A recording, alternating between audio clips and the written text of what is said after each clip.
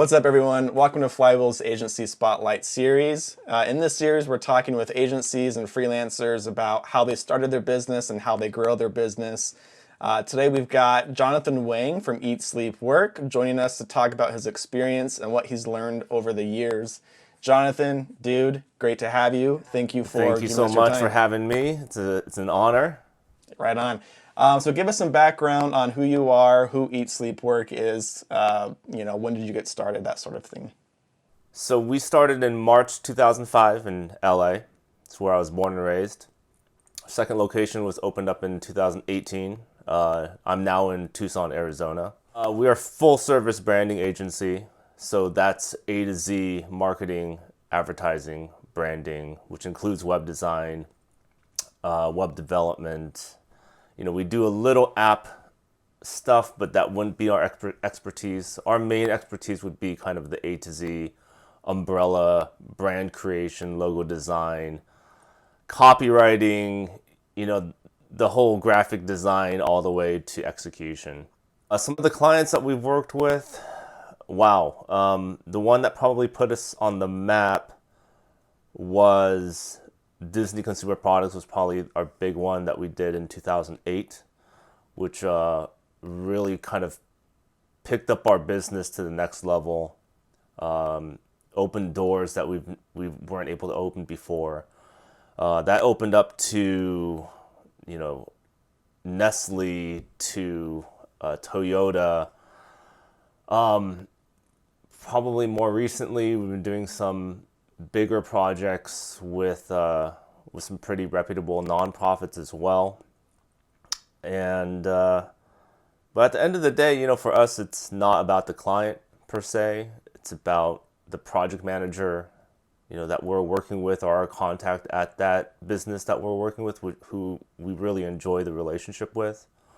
We can be working with a mom and pop shop who, has no budget, but we just absolutely love them. We'll put, the same level of 110% heart into the project as, a multinational publicly traded company as well. Sure, yeah.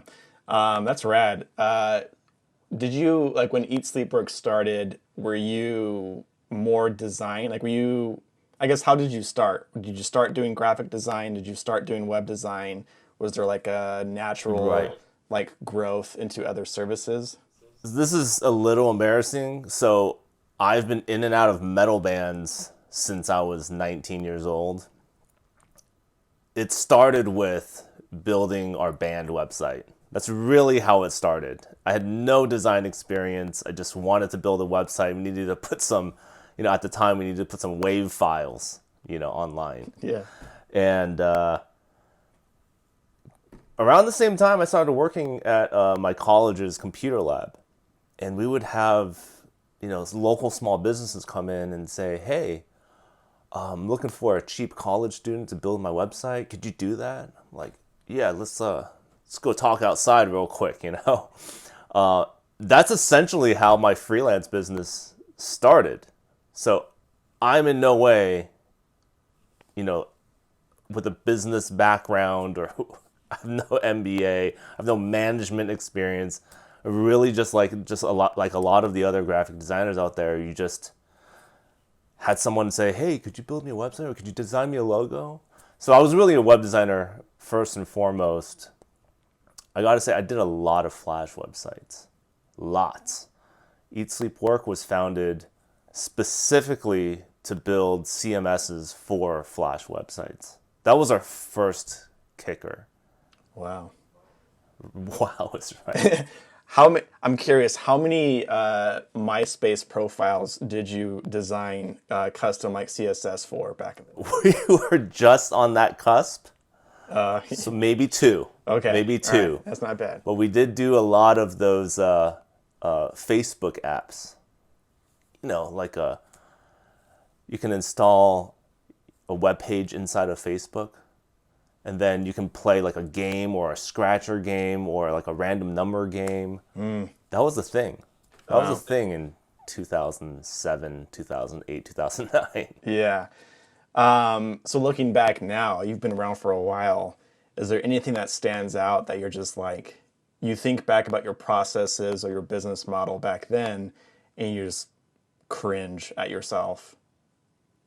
Yeah, probably the most cringeworthy is being completely overwhelmed with projects, not being able to manage or delegate work. By year 1 or 2, I brought on a business partner. At least I had someone with me. You're not just completely alone.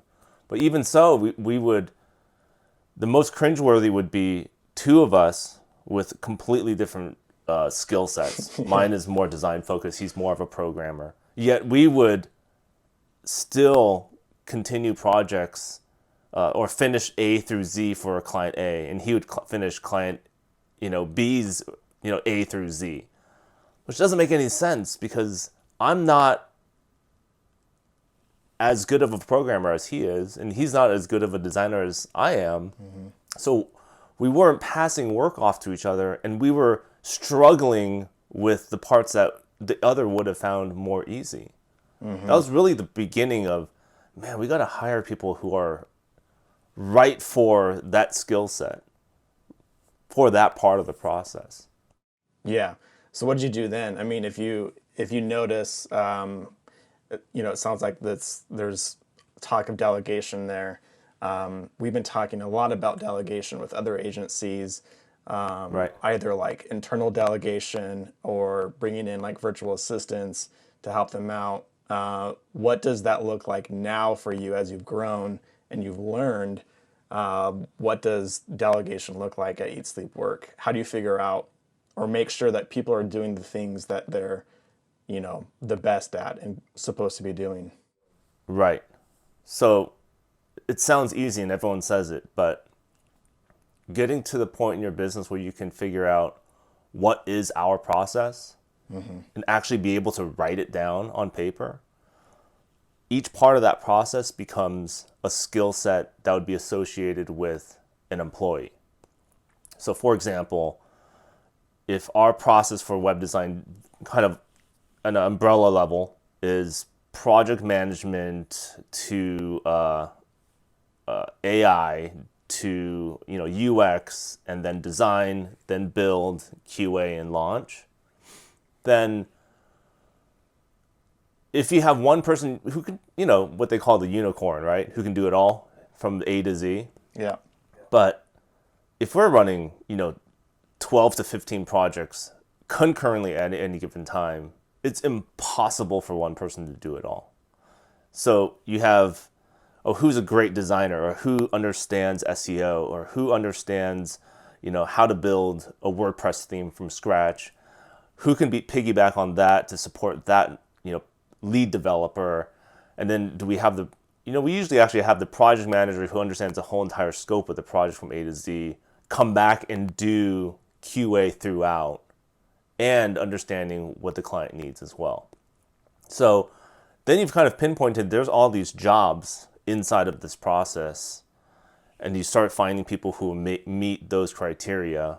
And obviously this is more of an HR question, but then you have somebody, does this person get along with this personality? That's a whole nother subject. But finding people who fit inside of this project timeline and who can work together well, that's where we started with, not fully understanding, being from the Flash design era.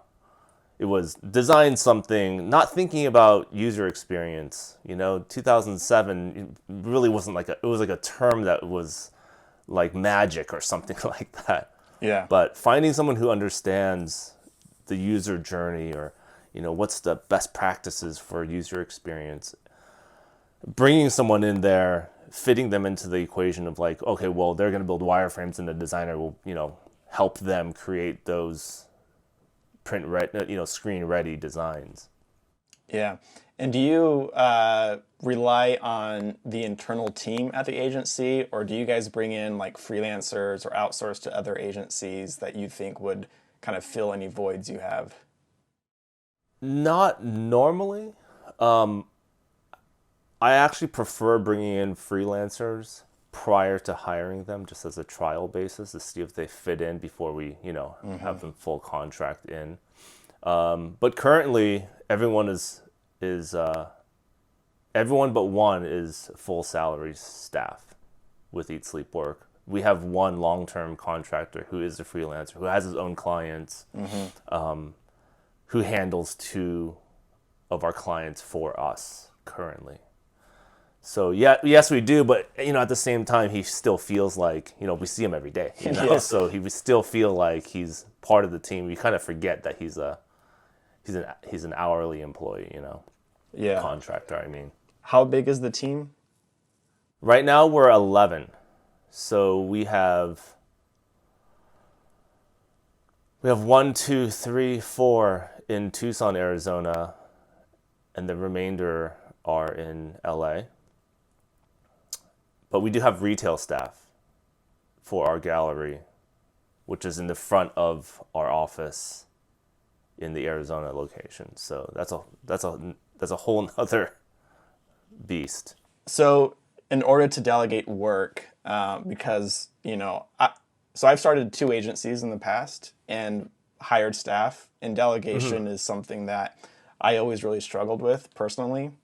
Right. So like how do you make sure that when you're delegating work at Eat Sleep Work that you're doing it effectively and strategically? Right. The short answer is don't give the right person the wrong project. For example, I need to get to know the employees' skill sets and personality as well as they know mine.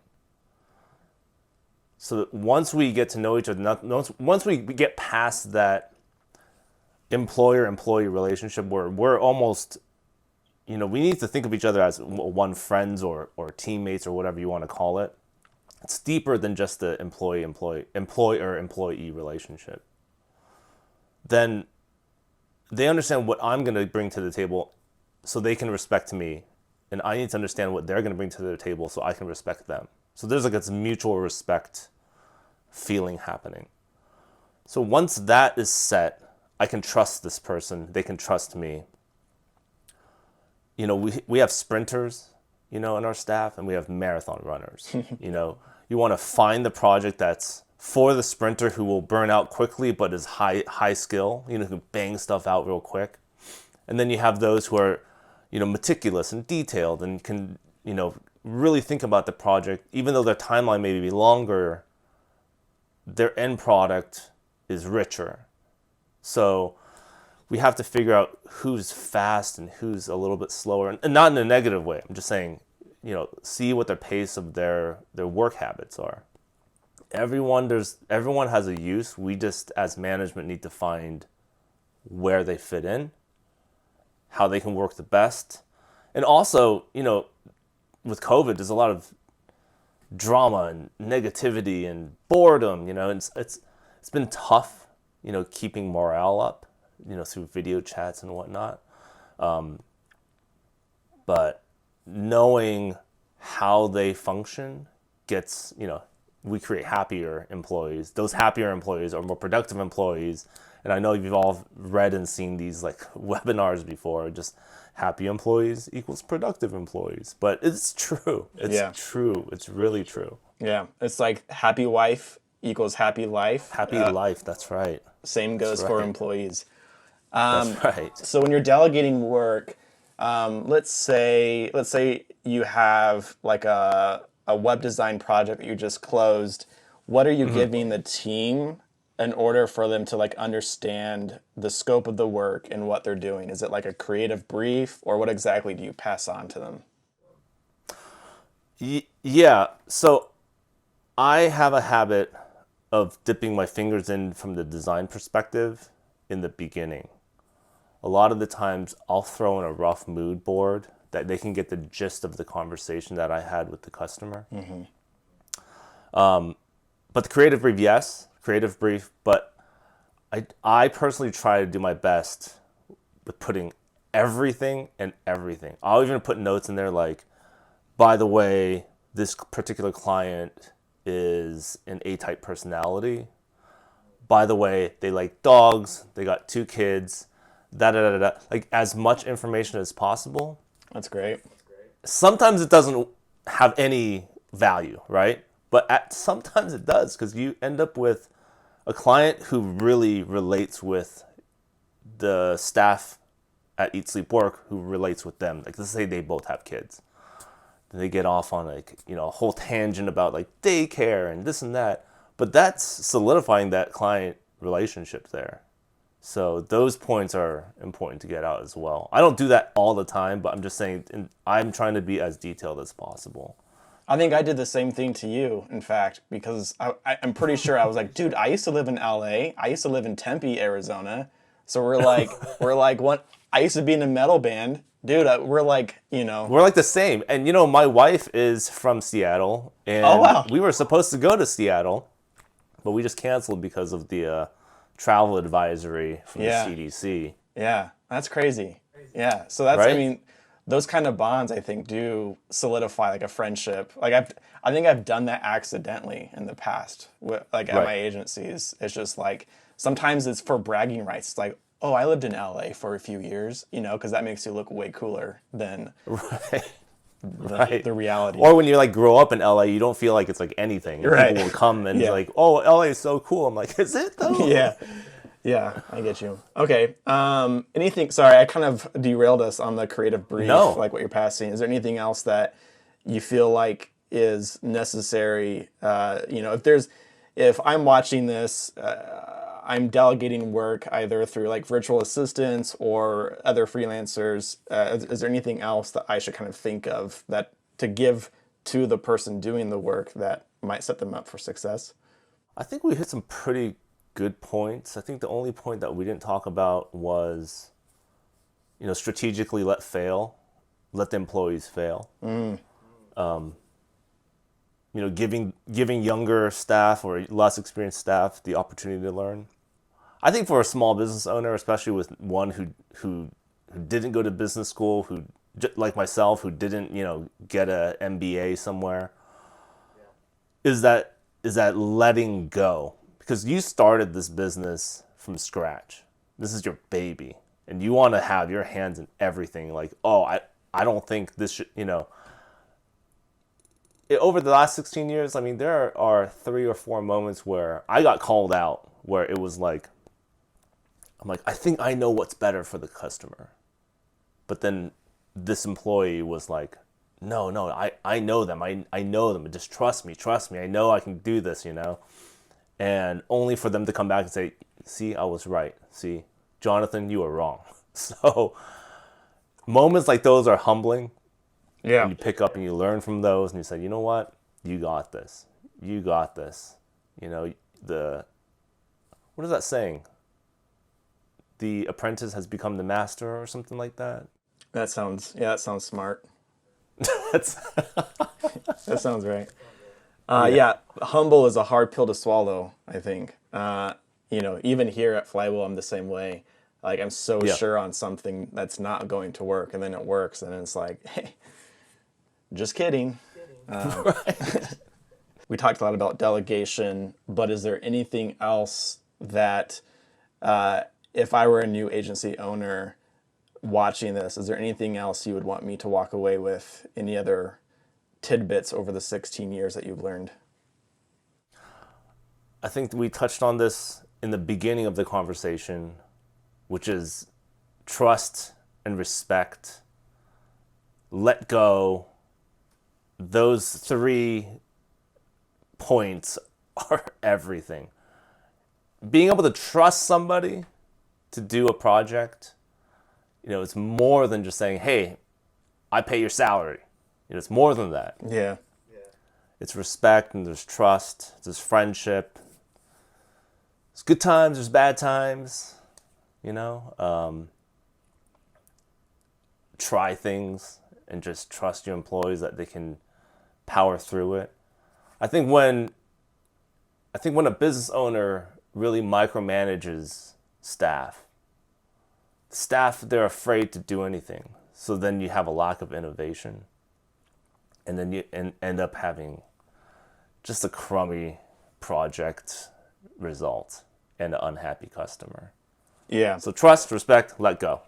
No one wants to do crappy work. So if you just let them, No. like if you let them do what they think is best with a little bit of guidance, I agree. Right. I think no one's trying to do the worst work that they possibly can. Tell the people where they can find you. Social media, website. Where can people go to learn more about Eat Sleep Work? No, absolutely. We have every social handle at Eat Sleep Work, and you can visit eatsleepwork.com. You can find my beautiful picture of my face on the Flywheel homepage. That's right. And thanks for having me. Awesome, dude. Thank you. I appreciate your time. Yeah, thank you. All right. See you later.